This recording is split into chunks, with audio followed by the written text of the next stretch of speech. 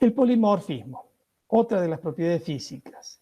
Esto es porque las grasas forman cristales, o sea, tienen capacidad de cristalizar. No es el cristal que estamos acostumbrados a ver, como decir, el cristal de sal, el cloruro de sodio o el cristal de azúcar.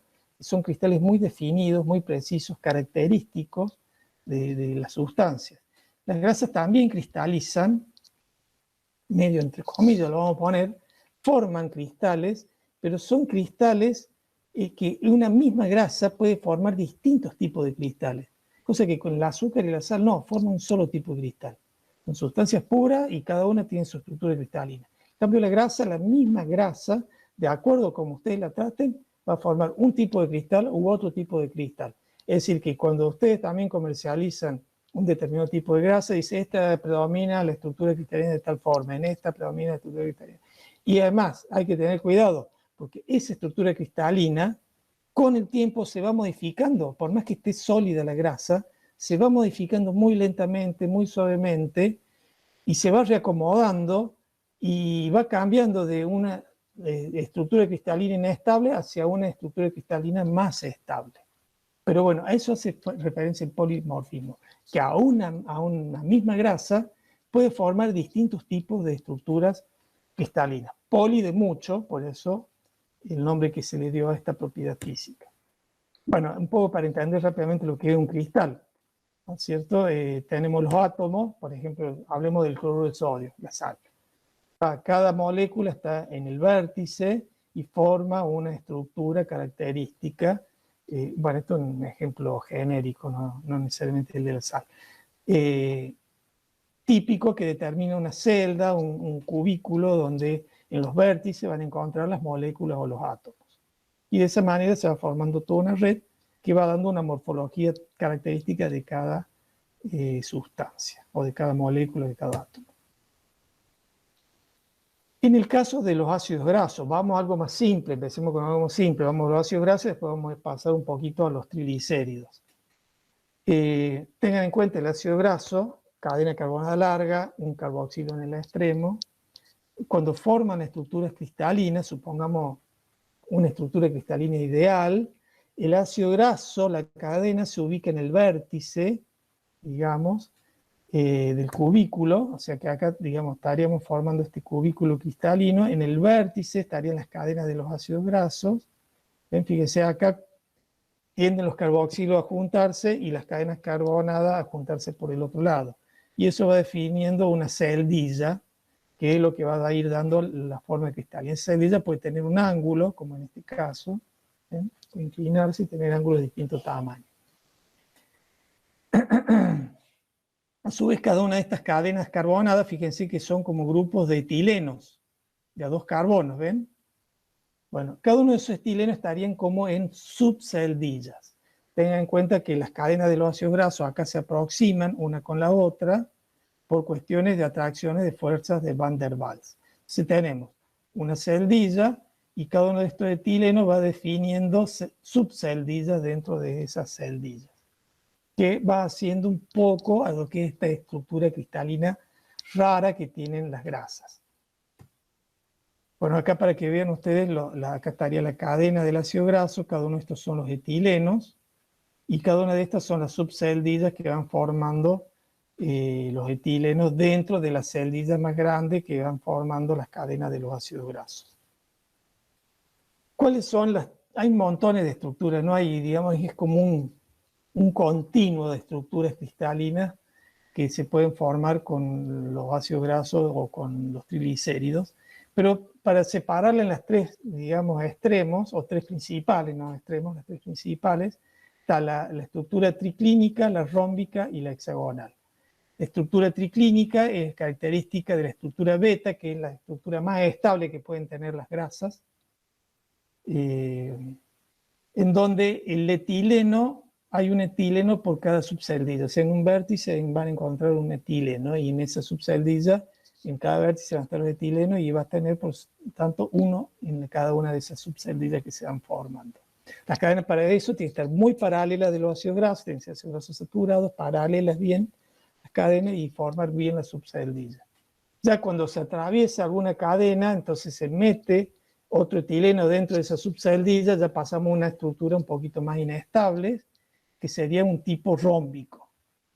Tendrá un poquito más, se llama la estructura que termina formando, o la cristalización, es la que se denomina beta prima. O sea, la muy estable es la beta prima un poquito más inestable, bien ordenada, está un poquito menos ordenada, y después la hexagonal cuando ya es una disposición más al azar, un poco acá un esquema que trata de representar esos tres tipos de cristalizaciones que tienen, de empaquetamiento, con las distintas formas cristalinas y los distintos tipos de estructuras que están. Y da, por supuesto, esta hexagonal una estructura muy inestable, muy difícil de mantener a lo largo del tiempo, enseguida va buscando a reordenarse esa grasa y tiende siempre a pasar después a una beta prima y a una beta finalmente a lo largo del tiempo.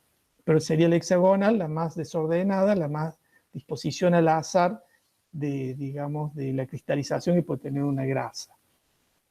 Obviamente que hay determinadas composiciones de grasas que tienden a formar beta, beta prima, o se puede llegar a formar una estructura alfa, y también tiene que ver en la forma en que se enfría.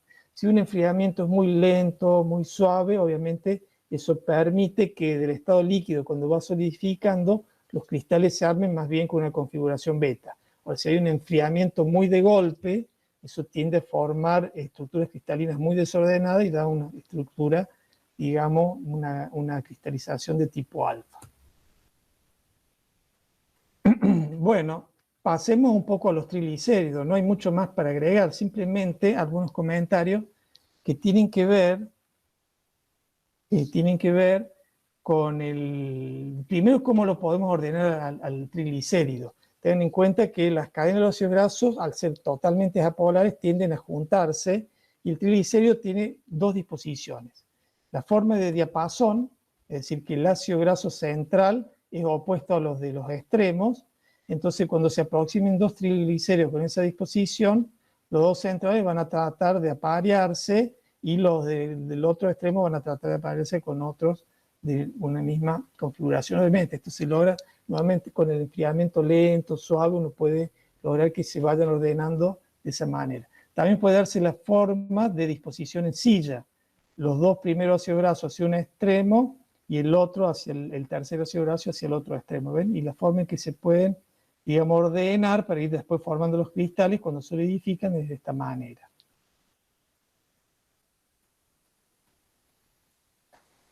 Mientras más homogéneo es el triglicérido, digamos, se logran ordenamientos un poco más ordenados. Si es más heterogéneo, es más desordenado. Por ejemplo, acá tenemos cadenas bien lineales, es decir, estamos hablando de ácido graso saturado.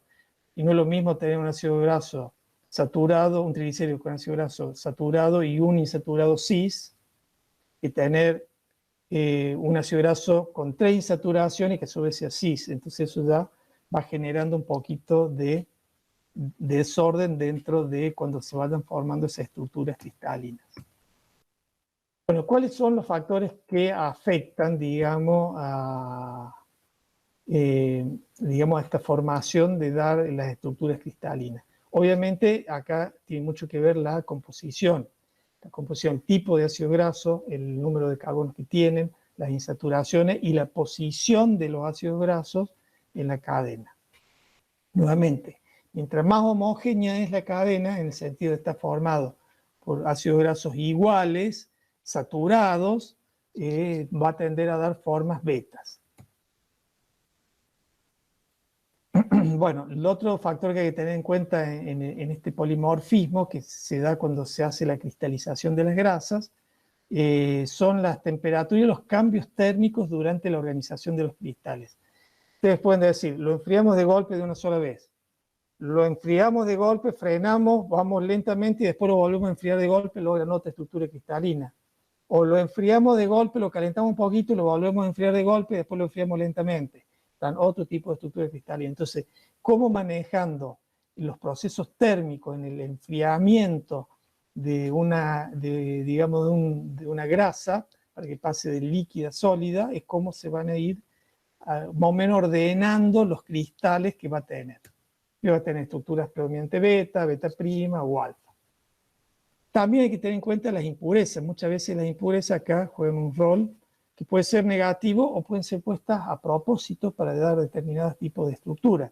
Realmente las impurezas son pequeños núcleos que fomentan la cristalización a su alrededor, entonces son formadoras de núcleos de cristalización.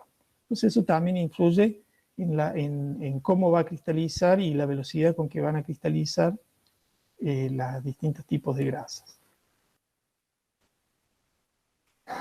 Bueno, hay estudios que se hacen sobre las grasas, un poco para también entender el polimorfismo y la plasticidad, y se hacen pruebas de fusión. Y acá lo que se mide cuando se hace fusiones, bueno, obviamente hay que tener en cuenta una variable, digamos, independiente, que es, digamos, la temperatura en este caso. Entonces ustedes van a ir manejando esa temperatura y después tienen lo que van a medir es la calorimetría o la dilatometría. Por suerte ambas están relacionadas de manera directamente proporcional. La dilatometría hace referencia a cómo se dilata cuando se aumenta la temperatura o cómo se contrae cuando se enfría, y la calorimetría, la absorción de calor que va sufriendo esa grasa. Entonces, se construyen gráficos, digamos, en donde ustedes tienen acá la calorimetría o dilatometría y acá las distintas temperaturas. Este es un gráfico genérico, y acá tienen, por ejemplo, una grasa sólida. A medida que aumenta la temperatura, va aumentando la absorción de calor o la dilatación, y en el momento que comienza a fundir, se produce un salto en esa absorción de calor hasta que termina de fundir y ya pasa a ser totalmente líquida. Esto es lo que se denomina el calor de fusión, este salto, este delta. Y esto, bueno, influye en ese salto la composición y también la forma cristalina que tiene esa grasa. Vamos a ver otros ejemplos, este es muy genérico, pero este es el tipo de gráfico que se observa cuando se mide, digamos, la dilatación o la absorción de calor en las distintas temperaturas. Acá, por ejemplo, una grasa que tiene una estructura alfa, que es la más inestable de todas, tiene este comportamiento, mientras que esa misma grasa con una estructura beta va a tener este comportamiento. Fíjense cómo cambia el rango de fusión. Vamos a volver al anterior. Este punto de acá hasta este punto donde termina de fundir es lo que se denomina ese rango de temperatura, el rango de fusión. Y esto es lo que se denomina el calor de fusión, este delta.